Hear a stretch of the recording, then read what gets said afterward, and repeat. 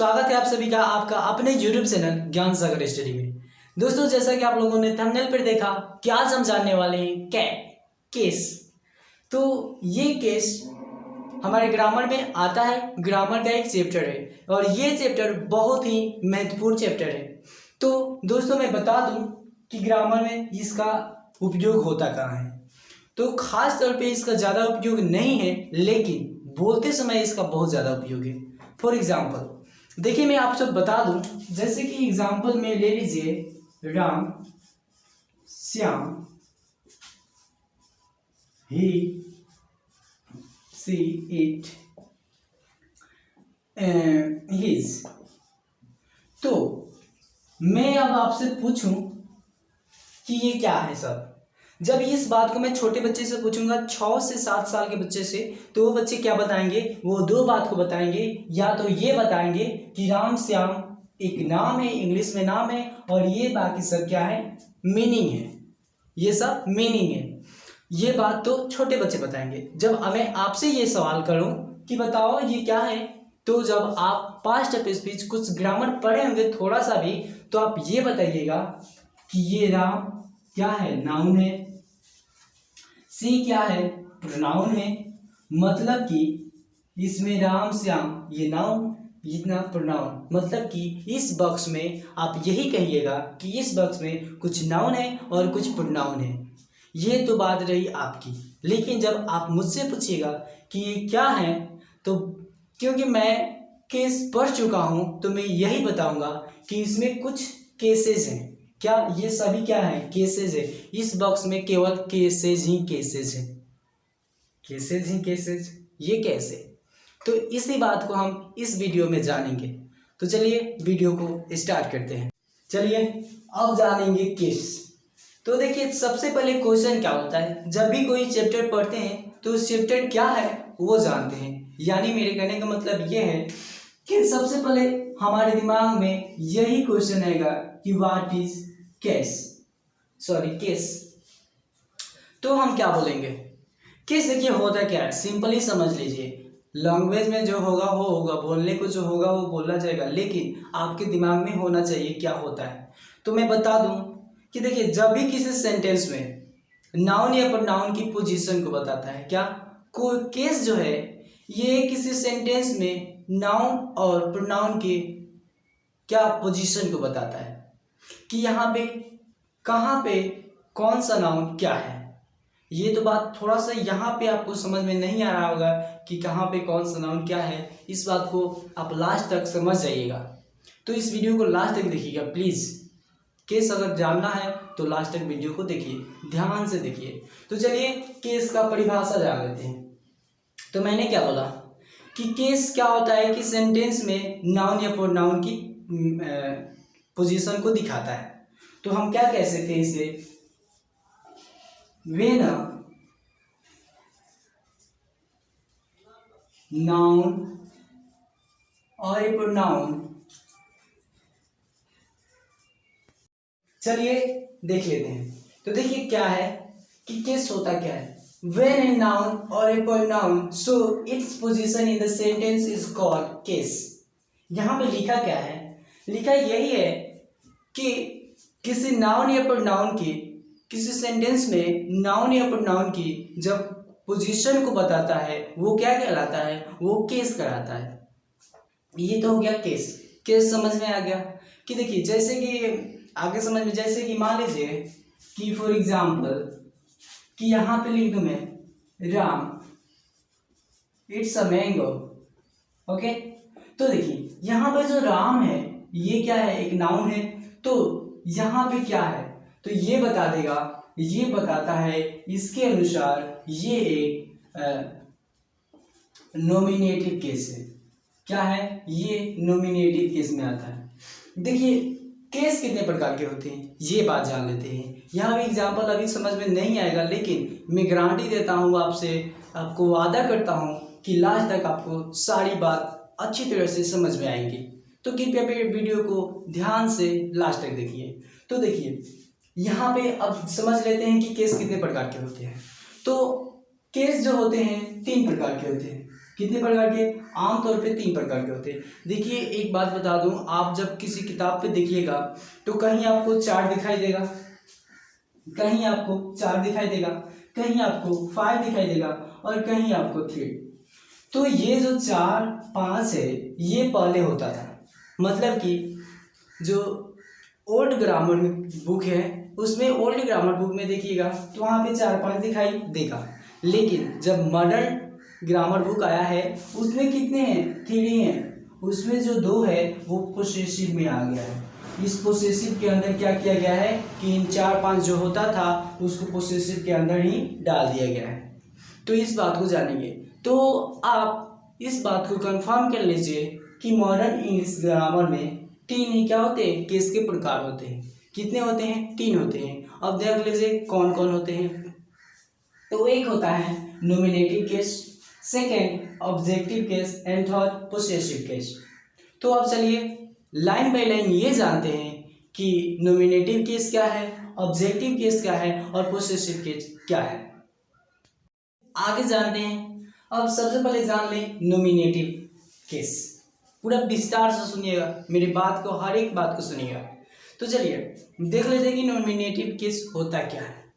तो nominative case लिखा है when a noun or a pronoun is used as a subject of a verb it is said to be in the nominative case। यहाँ पे क्या लिखा है, यहाँ पे यही बोल रहा है कि जो नोमिनेटिव केस है ये क्या होता है कि किसी क्रिया में, जब किसी क्रिया में, ध्यान से समझिएगा, जब किसी क्रिया में नाउन या प्रोनाउन सब्जेक्ट के रूप में प्रयुक्त होता है तो वो नोमिनेटिव केस में माना जाता है। क्या नोमिनेटिव केस में माना जाता है, तो वो सब्जेक्ट वो नाउन और प्रोनाउन। मेरी बात को समझे, फिर से एक बार देखिए, यहाँ पे यही लिखा है कि जब कोई नाउन और प्रोनाउन किसी क्रिया में सब्जेक्ट के रूप में प्रयुक्त होता है तो वो noun or pronoun nominative case में समझा जाता है।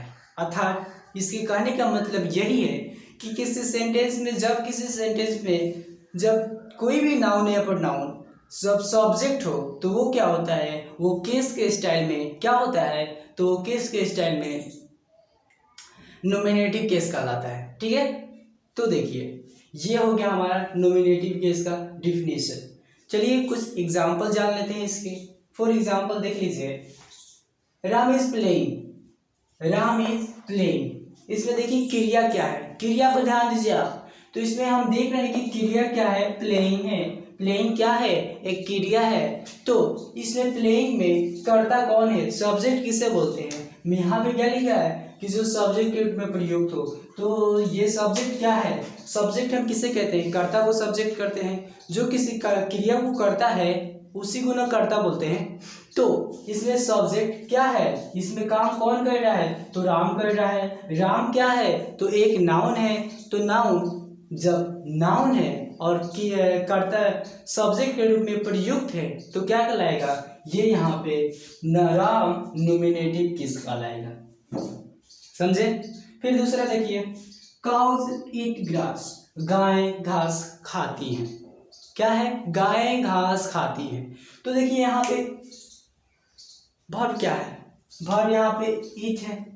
इस वर्ब में सब्जेक्ट क्या है, तो काउज है। तो यहाँ पे काउज क्या है, नाउन है। तो ये क्या कहलाएगा, ये देखा जाए तो कॉमन नाउन है, तो ये नाउन के में ही आता है। तो ये क्या है, नाउन है। तो बताइए नाउन है तो ये भी क्या हो जाएगा, नोमिनेटिव।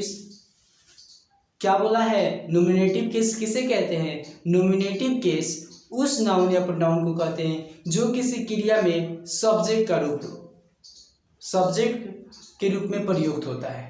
ठीक है, मैंने क्या बोला कि वह सभी नाउन या प्रोनाउन नोमिनेटिव केस कहलाता है जो किसी क्रिया में कर्ता के रूप में प्रयुक्त होता है।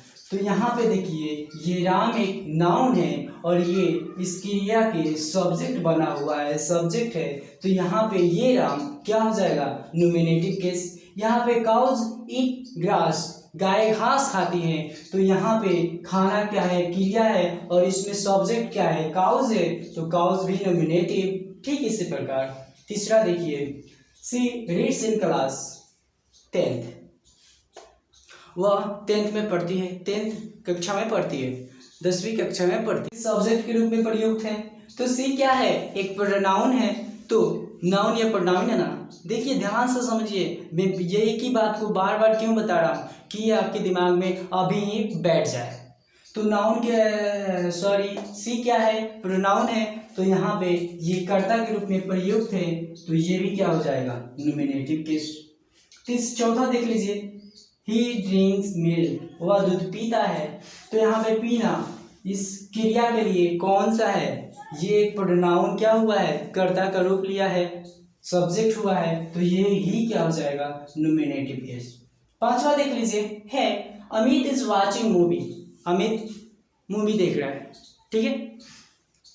तो देखिए यहाँ पे देखना क्या है, एक क्रिया है, और इस क्रिया के लिए क्या सब्जेक्ट मतलब कि कर्ता कौन प्रयुक्त हुआ है, तो अमित हुआ है। अमित एक क्या है, नाउन है, तो यहाँ पे नाउन क्या हो जाएगा, नॉमिनेटिव केस, अर्थात यही होता है नॉमिनेटिव केस। देखिए तो कितना इजी है।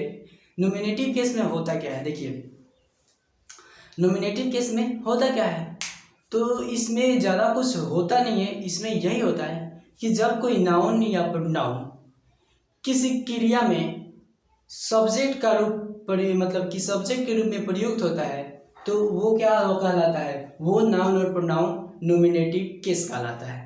बस इतना ही है। अगर आप चाहें इसका स्क्रीनशॉट लेने को बाद में आप कॉपी पे उतार सकते हैं, तो आप स्क्रीनशॉट ले लीजिए। चलिए अब जानते हैं दूसरा क्या होता है, ऑब्जेक्टिव केस। तो चलिए अब ऑब्जेक्टिव केस जानते हैं, देख लेते हैं ऑब्जेक्टिव केस। तो देखिए ऑब्जेक्टिव में होता क्या है, ऑब्जेक्टिव केस किसे कहते हैं। देखिए इसमें क्या होता है, देख लीजिए, when a noun or pronoun is used as the objective of a verb or a preposition, it is to be the object case. कह रहा है कि नाउन, जब कोई नाउन या प्रोनाउन किसी वर्ब या प्रीपोजिशन में ऑब्जेक्ट का रूप लेता है, ऑब्जेक्ट के रूप में काम करता है, तो वो नाउन या प्रोनाउन ऑब्जेक्टिव केस कहलाता है। मैंने क्या बोला, मैंने बोला जब कोई नाउन या प्रोनाउन किसी वर्ब या प्रीपोजिशन में ऑब्जेक्ट का रूप लेता है, तो वो क्या कहलाता है, ऑब्जेक्टिव केस कहलाता है। ये कैसे, अभी समझाता हूं मैं आपको।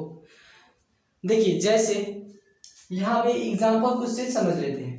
ऑब्जेक्टिव केस पहला क्या था, नॉमिनेटिव केस। नॉमिनेटिव केस में क्या था कि जब कोई नाउन या प्रोनाउन जब किसी क्रिया में या किसी क्रिया में, आप उसे सेंटेंस भी बोल सकते हैं, तो जब किसी क्रिया में सब्जेक्ट का कार्य करता था, तो वो क्या कहलाता था, नॉमिनेटिव केस। अब जब कोई नाउन या प्रोनाउन किसी क्रिया में ऑब्जेक्ट का काम करता है या किसी प्रीपोजिशन के बाद ऑब्जेक्ट का काम करता है, तो वो क्या कहलाता है, ऑब्जेक्टिव केस। ठीक है, देख लेते हैं। देखिए यहाँ पे क्या है, ही इट्स राइस। तो देखिए बताइए, अगर मैं आपसे पूछूं कि यहाँ पे ये क्या है, क्रिया है, इस क्रिया में थोड़ा पीछे चलते हैं, इस क्रिया में क्या है, यहाँ पे सब्जेक्ट क्या है, इस क्रिया में सब्जेक्ट क्या प्रयुक्त हुआ है, सब्जेक्ट के लिए कौन सा प्रयुक्त हुआ है, तो सब्जेक्ट के लिए एक प्रोनाउन प्रयुक्त हुआ है जो कि है ही। तो ये क्या कहलाएगा, यहाँ पे ये नॉमिनेटिव केस कहलाएगा कि नहीं। तो ठीक इसी प्रकार देखिए, इसी में क्या है, राइस क्या है, तो राइस एक क्या है, नाउन है। तो ये इस क्रिया का ऑब्जेक्ट क्या है, तो राइस है, तो राइस क्या हो जाएगा, ऑब्जेक्टिव केस। ठीक दूसरा देखिए, सी लव्स इंडिया, वह इंडिया से प्यार करती है, तो इसमें लव्स क्या है, क्रिया है, और इसमें क्या है, इंडिया। तो इंडिया एक प्रकार की नाउन है ना भाई, तो नाउन है, तो ये क्या हो जाएगा, ये इस क्रिया के लिए ऑब्जेक्ट है, तो ये कहलाएगा ऑब्जेक्टिव केस। ठीक है, तीसरा देख लेते हैं, I am going to him. देखिए मैंने क्या लिखाया है यहाँ पे, when a noun or pronoun is used as the object of a verb or a preposition, verb or a preposition, यहाँ पे देखिए use as the object of a verb or a preposition, मतलब या ऑब्जेक्ट के रूप में हो किसके लिए, वर्ब या प्रीपोजिशन के लिए। तो प्रीपोजिशन कहते किसे हैं, इसे थोड़ा सा जान लें। देखिए प्रीपोजिशन होता क्या है, जब किसी वाक्य को किसी शब्द से जोड़ता है, जो शब्द या जो वर्ड किसी शब्द और किसी वाक्य को जोड़ता है वो क्या कहलाता है, प्रीपोजिशन। तो यहाँ पे देखिए जो टू है ये इस वाक्य को किसके साथ जोड़ रहा है, इस हिम के साथ जोड़ रहा है, तो क्या कहलाएगा, यहाँ पे प्रीपोजिशन है ना, ये प्रीपोजिशन। तो यहाँ पे क्या है, हिम क्या है, एक प्रोनाउन है, तो ये हो जाएगा ऑब्जेक्टिव केस। तीसरा देख लीजिए, राकेश लव्स यू, राकेश तुमसे प्यार करता है। यहाँ पे आप क्रिया, इसका ऑब्जेक्ट यू एक प्रोनाउन है, इसलिए ये हो जाएगा ऑब्जेक्टिव केस। जो कि आप इतना समझदार हो गए कि अब आप बता सकते हैं कि कौन किस की। अब देखिए कभी भी आपसे कोई पूछे, अब जैसे कि कोई आपको दे दे एक sentence, I am going to America, इसमें बताओ इसमें नोमिनेटिव केस कौन है, तो आप सीधी बताइएगा कि I is a nominative case in the sentence. अब इसमें पूछ देगा आपसे कि इसमें ऑब्जेक्टिव केस कौन सा है, तो ऑब्जेक्टिव केस इसमें अमेरिका है। ऐसे भी क्वेश्चन हो सकता है, या ऐसे और क्वेश्चन ये करेगा कि बताओ अमेरिका इसमें क्या है, तो हम पहले क्या बताते थे कि ऑब्जेक्ट है, लेकिन अब बोलेंगे कि ये ऑब्जेक्टिव केस है। देखिए हमारा पर्सनालिटी बिल्ड हो रहा है, हम कहाँ पहले बोलते थे ऑब्जेक्ट, लेकिन अब बोलेंगे कि ऑब्जेक्टिव केस है। पूछेगा कि इसमें आई क्या है, तो आई अब बोलेंगे कि नोमिनेटिव केस है। ठीक है, तो यही बताता है केस। तो मुझे आशा है कि आपको अब नोमिनेटिव केस के साथ साथ ऑब्जेक्टिव केस में कोई दिक्कत नहीं होगी। तो चलिए अब लास्ट जो है ऑब्जेक्टिव के पोसेसिव केस, उस पोसेसिव केस को जानेंगे और फिर उसके कुछ चार्ट है उसको मैं समझाऊंगा आपको। तो चलिए अब जानते हैं पोसेसिव केस को, देख लेते हैं पोसेसिव केस। देखिए ये क्या होता है, इसका डिफिनीशन देख लेते हैं। When the form of the noun or pronoun is used to show possessive or relation, it is to be in the possessive case। तो ये पोसेसिव केस होता क्या है, पोसेसिव कीजिए यही कह रहा है जब किसी नाउन या प्रोनाउन को अधिकार या किसी संबंध को स्थापित करते हुए देखा जाता है तो उसे उस नाउन या प्रोनाउन को पोसेसिव केस में होना समझा जाता है। मैंने क्या बोला कि जब कोई नाउन या प्रोनाउन किसी संबंध को या किसी अधिकार को जब दर्शाता है तो वो क्या कहलाता है, तो वो पोसेसिव केस में समझा जाता है, वो नाउन या प्रोनाउन पोसेसिव केस में समझा जाता है। चलिए इस बात को एग्जाम्पल के माध्यम से और बढ़िया से समझते हैं। तो देखिए क्या है, दिस इज राम्स काउ, इसका हिंदी क्या होगा, यह राम की गाय है। मतलब कि यहाँ पे गाय पे किसका अधिकार है, राम का अधिकार है। यहाँ पे जो राम से यहाँ ये क्या है, एक नाउन है, तो ये किसको दर्शा रहा है, तो ये किसको दर्शा रहा है, तो ये गाय के ऊपर राम के अधिकार को दर्शा रहा है। तो यहाँ पे ये क्या हो जाएगा, तो ये हमारा पोसेसिव केस हो जाएगा। ठीक है, अब देखिए दूसरा देख लेते हैं, ही इज सोहन्स ब्रदर, वह सोहन का भाई है। मतलब कि वह किसका भाई है, यहाँ पे रिलेशन बता रहा है, क्या बता रहा है, रिलेशन बता रहा है कि वह जो है वो सोहन का भाई है। मतलब सोहन और उसके बीच किस चीज़ का रिलेशन है, भाई का रिलेशन है। तो ये सोहन क्या है, एक नाउन है, तो यहाँ पे ये क्या हो जाएगा, तो ये हो जाएगा पोसेसिव केस। चौथा देख लें, शी इज माई सिस्टर, वह मेरी बहन है।